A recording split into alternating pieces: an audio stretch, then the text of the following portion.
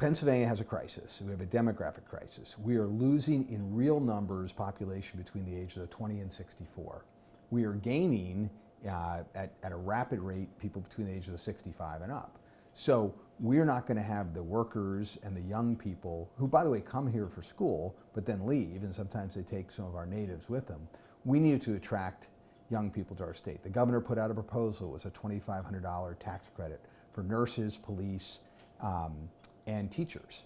Well, my question to that, or my response to that was, we need welders and truck drivers and construction workers and real estate brokers and accountants and lawyers. We need jobs here. We have all kinds of openings in the job market. We have a labor crisis. So why not do something to attract all kinds of people to Pennsylvania? And we look at states where we're losing population to, like Texas and Tennessee and Florida and North Carolina, who either don't have a personal income tax or are headed to having zero. North Carolina is on its way to zero.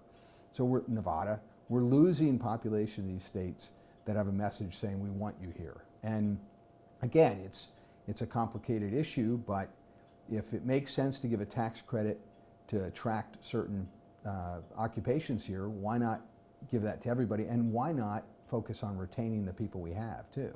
Because people are leaving the state of Pennsylvania to go to other places. And I love Pennsylvania. I want people to come here and I want people to stay here. But we have to do something. We have to do something bold to attract people to come here.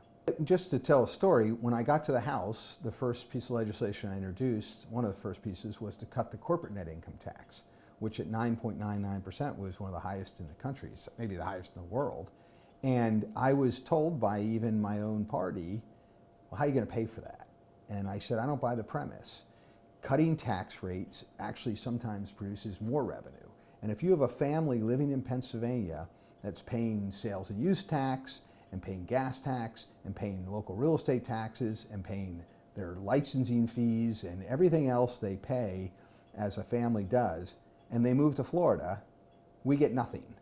So we're giving up the 3.07%, which is a couple $1,000s per family, to get people to come here. And so other states do it by increasing their population. So it's not as if someone's going to come here and not pay anything. And in fact, we need productive people. We need people to come here who are actually going to start businesses. And I trust them to take that $2,000 or $2,500 and spend it.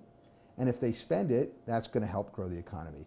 If they save it, that's going to help us in the future. If they invest it, that's good for the economy too. So it's dynamic. And look, maybe we don't eliminate it altogether, but we ought to certainly be looking at what Tennessee and Florida and Texas has done.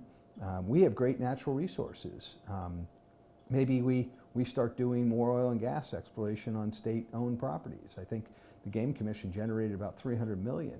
I mean, can we generate income that way? That's what Texas does. And by the way, we have taxes on oil and gas production too. So I just think we need to look at the brain drain and the labor challenges we have in Pennsylvania.